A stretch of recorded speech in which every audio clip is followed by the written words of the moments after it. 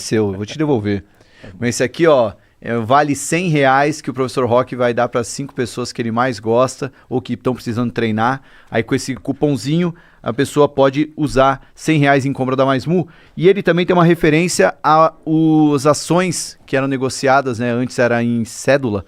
E a MaisMu, além de ser uma empresa patrocinadora do Market Makers, ela também é um dos primeiros IPOs da B4, a Bolsa de Acesso, e lá tem várias empresas. A MaisMu não é a primeira, ela é a segunda, a primeira é a Ingravida, e a MaisMu vem como a segunda empresa, então tá lá entre as primeiras empresas que fizeram IPO lá na B4. Então se você gosta da MaisMu, vai lá no site, compra os produtos, aprecie, é muito bom. Se você gosta muito, vai lá na sua corretora, tem que ser na Genial ou no Itaú, às quartas-feiras você pode comprar as ações da MaisMu. Toma aqui, professor, esse aí você entrega. De volta, Isso aí é seu.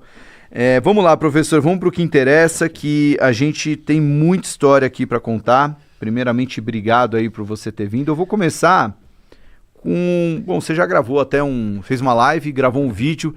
Eu queria que você trouxesse primeiro o seu ponto de vista sobre tudo isso que está acontecendo. Aí aqui eu endereço depois as perguntas mais ligadas ao mercado, mas acredito que hoje há muitas dúvidas. A discussão no Brasil acaba caindo no campo politizado, né? Se você é contra a invasão dos Estados Unidos, você é de esquerda. Se você é a favor, você é de direita. Então, tendo uma análise do mundo como ele é, né? Não só da aspecto Brasil. Como é que você acompanhou esses primeiros 6 dias aí de 2026? Bom, primeiro, obrigado pelo convite. É um prazer estar aqui de novo. Sempre muito bom falar com você. E Market Makers cada dia melhor, né? Então, vamos lá, Thiago. Acho que assim, primeiro, dar significado às palavras usadas, né? A gente usa as palavras de forma genérica, solta, mas agora está precisando dar os nomes certos para as coisas certas. Uhum. Não teve uma invasão, né? A gente teve uma captura de um líder. Não teve mudança de regime. O regime do Maduro continua no poder. O Maduro não está lá. O Maduro e a mulher dele, a esposa dele, estão presos nos Estados Unidos e serão julgados. Não foram mortos, estão presos e vão passar por um julgamento. Tudo isso já começa a dar um pouco de referência mais precisa da história. Os Estados Unidos não matou ninguém. Ele trouxe para a justiça alguém que está indiciado há vários anos por estar cometendo muitos crimes internacionais. Então, esse é um ponto. A ideia do regime estar intacto, ela também é importante, porque o regime, sim, ele tem, né, o seu ditador, o seu líder, mas ele é composto de um grupo político, de um time, de militares, de políticos, de ativistas, de paramilitares, de guerrilhas, de um monte de coisa. Principalmente o time do Maduro, ou o grupo que está no poder. O Maduro é só o herdeiro do que o Chávez criou lá atrás. E esse grupo, essa coalizão, ela está intacta. Uhum. E ela continua controlando as armas. E ela sempre controlou o uso da força, porque os militares estão com eles, porque as forças de segurança, as forças de inteligência, todas continuam no poder. A vice-presidente assumiu o poder. Isso significa o quê? Qual é a força política dela? Ela não é um general, ela não é ministro da defesa, ela não é o ministro do interior. Ela não tem comando direto e credibilidade para mandar nos militares. Então, aí já surge já paira no ar a primeira dúvida sobre o pós. E tudo isso que eu estou falando aqui é só para a gente debater o pós, né? Só um segundinho. Estão falando aqui sobre o microfone. Já aumentou? Boa. Então tá. O meu? Então, não, o pessoal já... É que às vezes a live tem um delay. Entendi. Mas... O que eu estou falando aqui é só para a gente debater o pós-operação. Óbvio que nós temos que debater o porquê da operação, que é o antes, e a operação em si, que é o ato na hora. Mas são discussões diferentes, né? O antes, o da hora e o pós.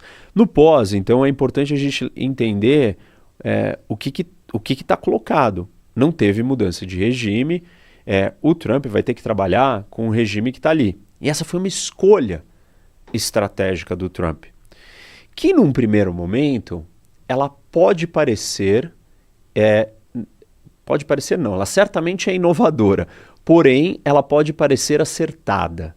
Por quê? Porque você não vai ter que lidar com a questão da guerra, né? Da briga, do conflito, da transição de poder, da revolução, da guerra civil, da insurgência, de todos esses fenômenos que acontecem toda vez que você derruba um grupo ditatorial armado que está no poder. E por que aquele grupo permanece no poder? Porque as outras forças políticas não têm capacidade de estrutura armada para desafiar aquele grupo. E se vem alguém de fora e tira aquele grupo na força, a população, a oposição, ou o resto que não quer aquele grupo, não tem força para continuar lutando. Ele só se beneficiou de uma ação pontual.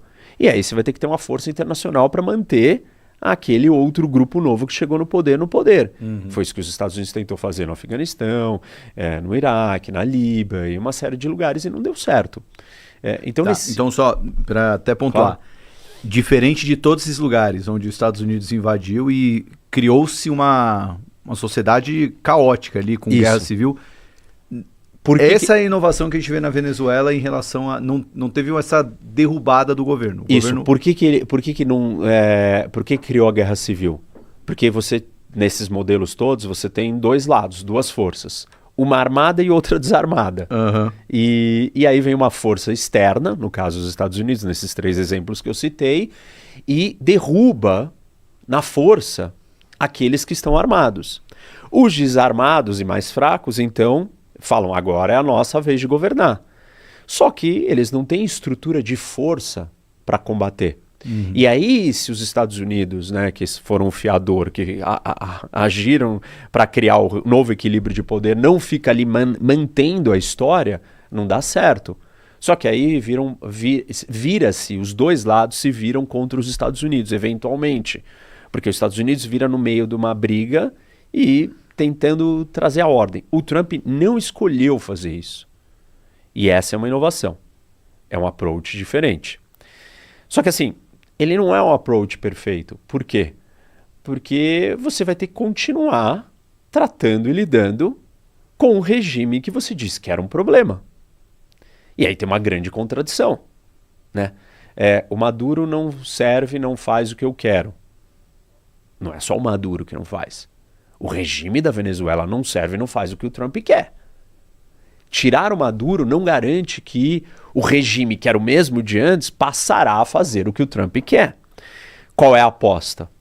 A aposta eu dei um recado para o regime, eu fui lá e sequestrei, aprendi o cara, entrei dentro do seu país, tirei o cara vivo antes dele se trancar dentro do bunker. Essa operação demorou dentro da casa dele, do quarto dele, 47 segundos. 47 segundos? Isso, ele tava entrando dentro do quarto blindado ali, do quarto de pânico, e ele não conseguiu fechar a porta. Porque os militares chegaram antes dele fechar a porta. Você consegue detalhar, então, como foi essa operação? Porque acho que vale a pena explicar, porque muita gente ficou com a ideia das 3 horas, né?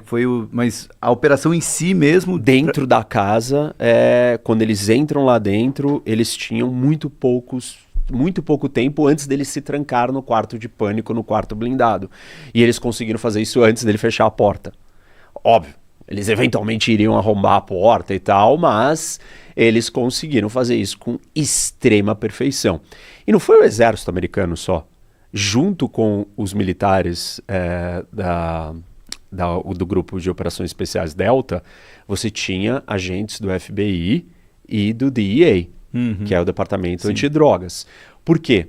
Eles não foram lá trocar o regime. Eles não foram derrubar um ditador. Eles foram prender um criminoso internacional indiciado pelos crimes de tráfico de drogas. Então você levou polícia junto para efetuar a prisão.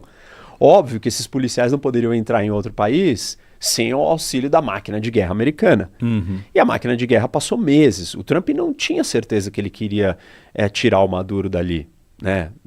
Regime change, derrubar o regime. Ele foi mudando de ideia ao longo do tempo. E nesse tempo todo ele foi dando ordens para que o serviço de inteligência americano começasse a se infiltrar e descobrir a realidade de como era a vida do Maduro. onde ele morava, o que ele comia, que horas ele acordava, quantas pessoas protegiam ele, como que ele se movimentava, e tudo isso foi feito ao longo desses meses, desde agosto até agora. E aí eles sabiam tudo isso.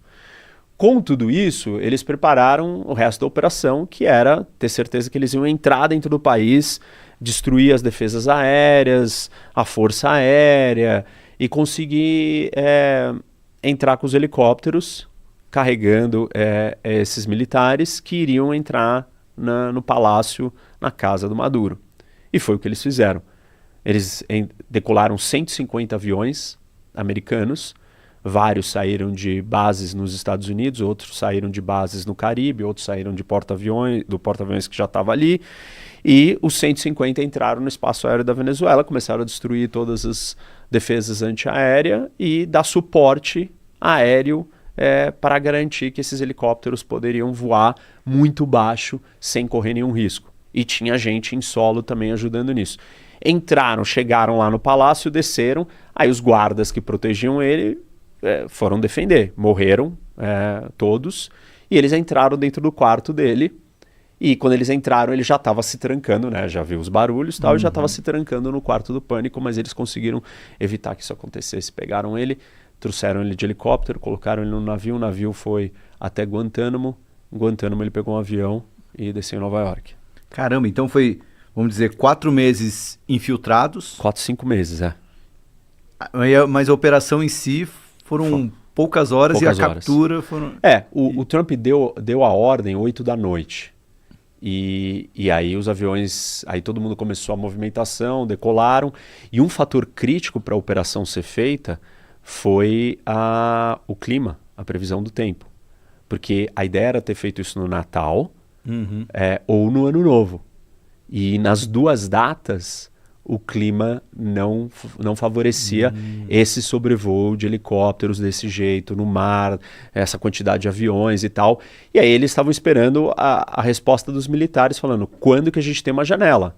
O sinal verde está dado, vocês me digam quando que tem a janela. E aí a janela veio nesse dia e aí a operação andou. Por que o Trump mudou de ideia? Ele passou meses tentando negociar. E quando o Maduro começou a fazer videozinho no TikTok, zombando dele, rindo, aí o Trump começou a ficar muito incomodado. E do lado do Trump tinha o Rubio dizendo, não dá para negociar com o Maduro. Ele é o líder do cartel, ele não vai abandonar o barco. Aí eles ofereceram que ele pudesse ir embora da Venezuela sem ser acusado de crime nenhum, livre, para morar